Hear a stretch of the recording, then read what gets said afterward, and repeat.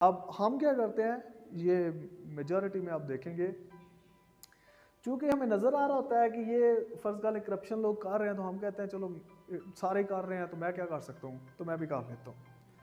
ٹھیک ہے. یا سارے فرض کر لیں کہ بددیانتی کر رہے ہیں تو چلو سارے کر رہے ہیں تو میں بھی ہم کہیں کمپرومائز کر جاتے ہیں.